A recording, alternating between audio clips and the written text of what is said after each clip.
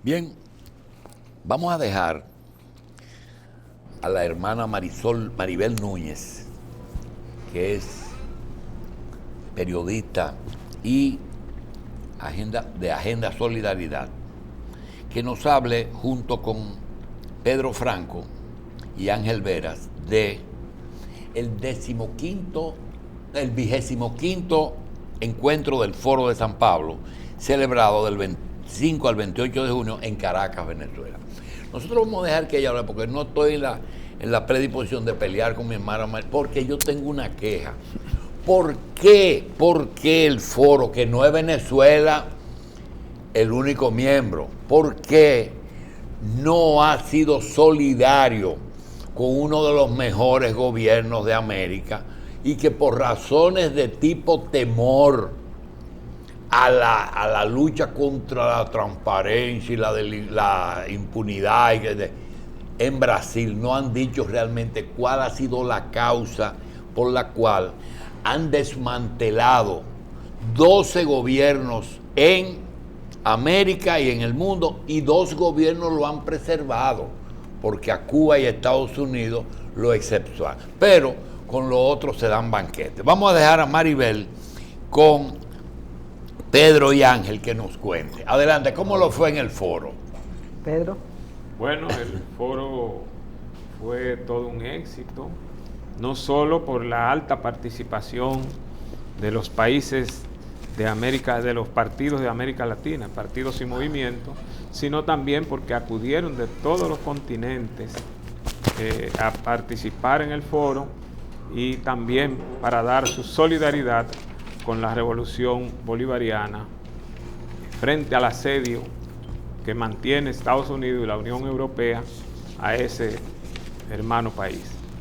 Así que, como ustedes saben, el Foro de Sao Paulo es un movimiento, un espacio de partidos políticos y movimientos sociales de izquierda que viene congregándose desde 1990, cuando en la ciudad de Sao Paulo, a convocatoria del entonces presidente del Partido del Trabajo, Ignacio Lula da Silva, se realizó allí por primera vez. Después fue a México. ¿Cuántos partidos son? 123 partidos actualmente. ¿De estos partidos cuántos están en el poder? Bueno, actualmente está el Partido Socialista Unido de Venezuela, está el Frente Sandinista de Liberación Nacional, está el Frente Amplio de Uruguay, Partido Comunista de Cuba, están en el poder. Bolivia. El MAS, también el movimiento de Evo Morales en Bolivia.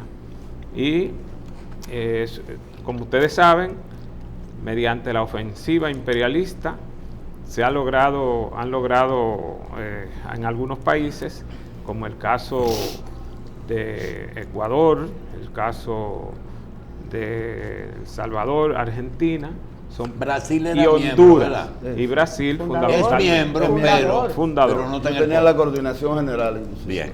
Ángel. Sí. O sea, Brasil, aclarando, es miembro, porque el foro va a surgir auspiciado en cierta medida por el gobierno de Lula y el gobierno cubano. Es Fidel y es Lula los principales inspiradores de este movimiento. Entonces el Foro de Sao Paulo, que vino a rebasar las expectativas de otros eventos, con una participación ya dicha por el compañero Pedro, de alrededor de 700 delegados internacionales, y la participación nacional de los venezolanos. Era un evento que estaba reuniendo a 1.200 y tantas personas. Entonces, ¿en qué momento se produce este evento del continente, pero del mundo? En un momento en que la República Bolivariana de Venezuela requiere de la solidaridad.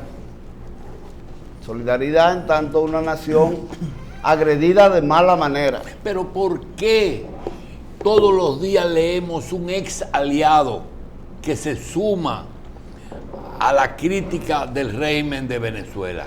No hay un día que no aparezca, que aparece la Bachelet, gente que antes apoyaron. Okay. ¿Cuál es el fenómeno? Doctor, ¿Y cuál es la realidad de Venezuela? Porque doctor, si lo hace la Bachelet, usted dirá, bueno, es aliada. de Venezuela. Sí, pero ahora apareció hasta el de Uruguay, yo creo. Hay todo. Pero no es nuevo. Todo, doctor, todo un accionar mediático. ¿Y cómo se mantiene el gobierno? Eso es Que interesante. se mantiene con la voluntad de su país, de su pueblo. ¿Tiene mayoría? Sí, Si usted me permite, yo puedo desarrollarle la... sí. O sea, el gobierno de Venezuela es un gobierno de carácter legítimo.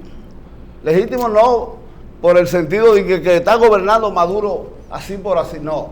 Porque se han sometido los venezolanos a 25 procesos electorales, de los cuales ellos han ganado 23.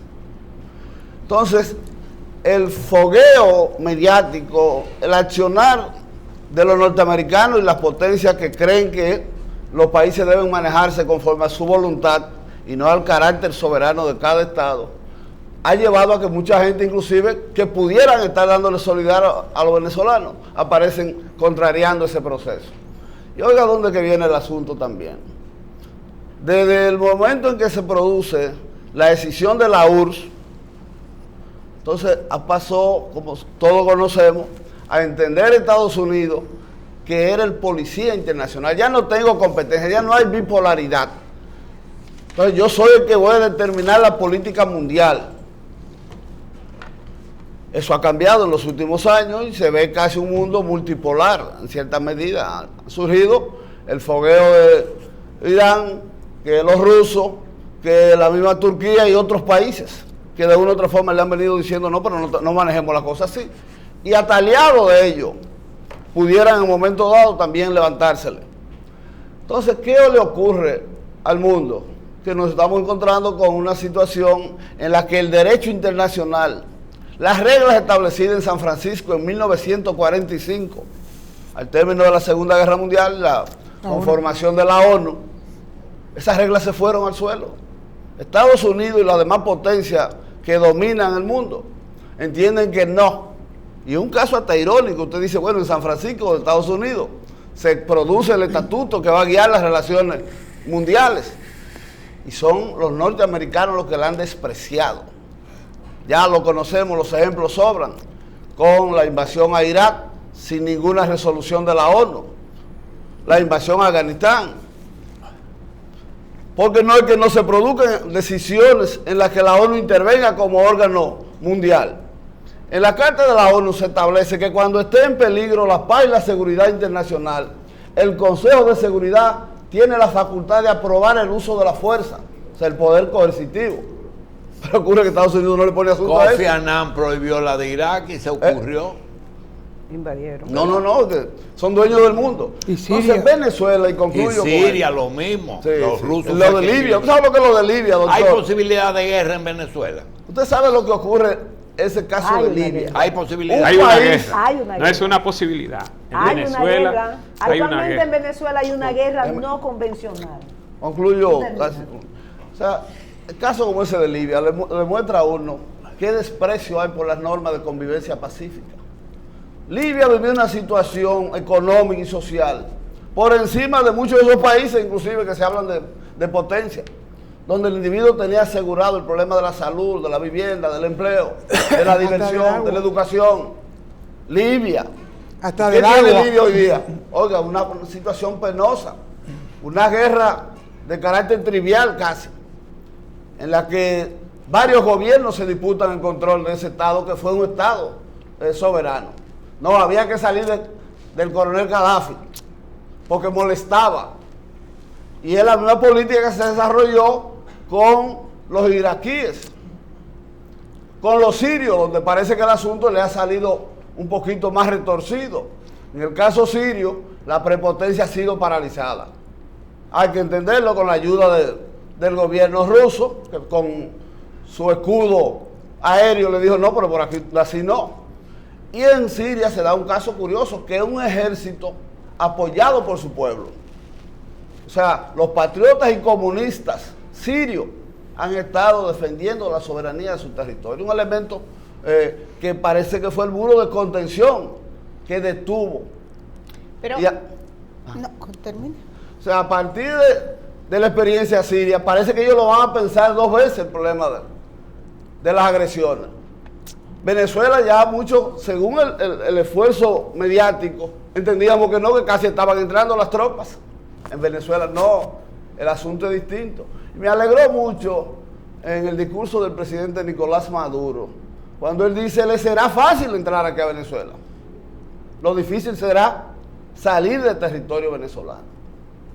Y parece que los norteamericanos, sus estrategas militares y políticos, han entendido que no es un asunto tan fácil, que el hueso está duro de roer, el venezolano, y que si se atreven, posiblemente tengan una experiencia peor que la de Vietnam.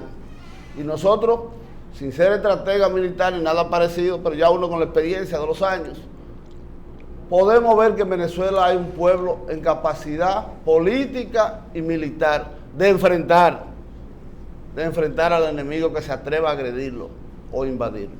Bueno, sobre la pregunta inicial, doctor, que usted decía en relación a Brasil y que nos hemos quedado apoyando solamente, Venezuela solamente. Dos proyectos, Venezuela y Cuba, usted decía. Eso no es en lo absoluto así. Cada día, todos estos movimientos que hay a nivel mundial sí tienen una respuesta y un reclamo de Lula libre, apresado injustamente por un apartamento que la derecha y el imperio norteamericano que está detrás de todo ello dice que Lula recibió ese apartamento y Lula le dijo, pero ¿me vieron algún día en el apartamento? Maribel, pero mira, con Maduro, con Chávez no hay duda. Con Maduro hay sus dudas sobre si las medidas han sido apropiadas o no, pero con Lula ha sido uno de los mejores gobiernos de América de los últimos tiempos. Uno no podía quedarse callado por un apartamento. Durante todo, y lo mismo de la otra muchacha que sacaron, ¿cómo se llama? Hubo ese cuestionamiento. ¿Qué le está pasando a la izquierda? Que es capaz de sacar 30 millones de la pobreza en Brasil.